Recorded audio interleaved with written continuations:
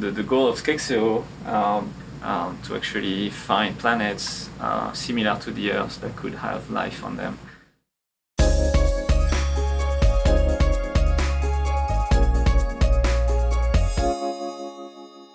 I am an optical scientist at the Subaru Telescope, and so I work on a specific instrument, the Subaru Chronographic Extreme Adaptive Optics, Skexeo.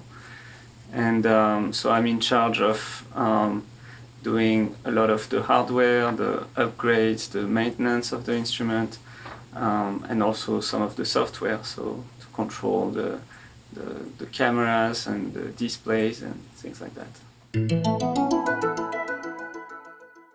I was interested in astronomy since I was a kid, and so I started looking, what were the jobs available, and so like it was at the time where all the big telescopes were coming online, so Subaru, Gemini, Keck, and so I saw I could become an astronomer, and so I looked what career, what path I had to take to do that. So I went to engineering school in France to study optics. And then I did an internship for my master's thesis at the Subaru Telescope for 6 months in 2008.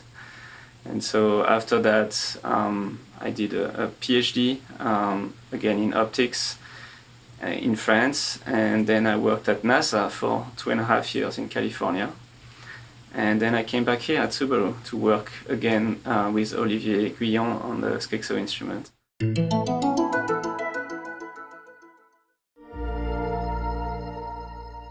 Skexeo is an instrument that takes pictures of exoplanets. So that's the planets that we find around other stars. And so it's a very challenging task. They rotate around, so it's very hard to see them because they're usually lost in the halo of the star. And so we use clever techniques to reduce that halo and to suppress it, to be able to find and to image the planet next to it.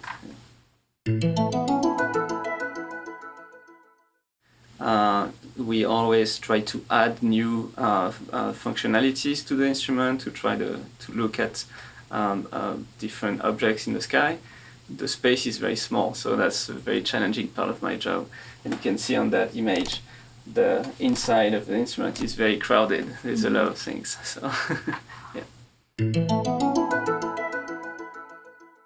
One of the most difficult parts is that the instrument is at the summit, so we have to work at the summit, and it can be very hard sometimes because we can work long hours at the summit in high elevation, and so mistakes happen. And one mistake was, for example, one time I was disconnecting a camera, some cooling system from the camera, but I forgot to turn off the cooling flow, and I destroyed this little motor. This is a little motor that we use, that's a translation stage, that we use to move optics in and out of the instrument or to align things.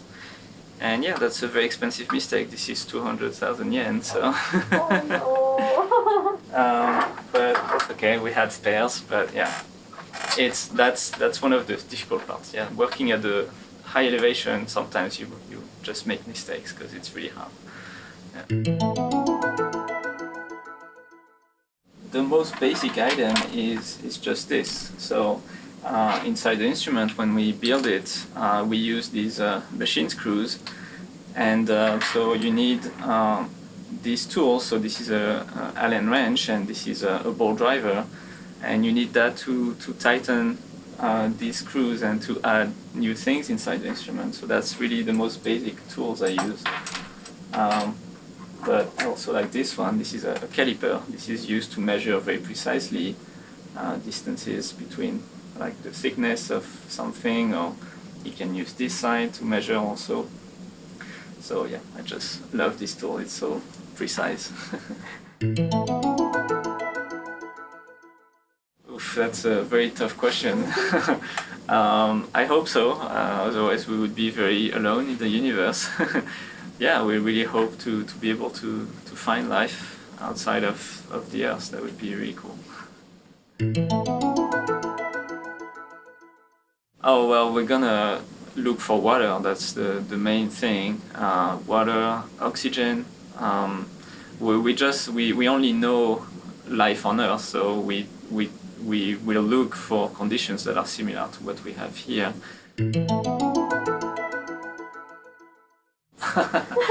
That's an interesting question, because in a lot of movies they look like us, almost like 2 arms, 2 legs, and a head on top.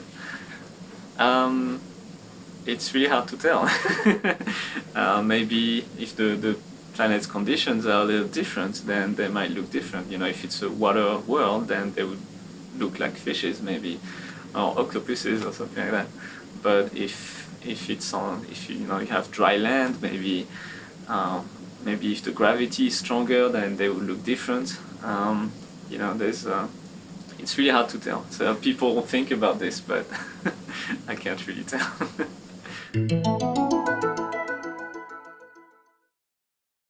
Oh yeah, I love my job. I've been here for 6 years now, so yeah, I don't want to leave.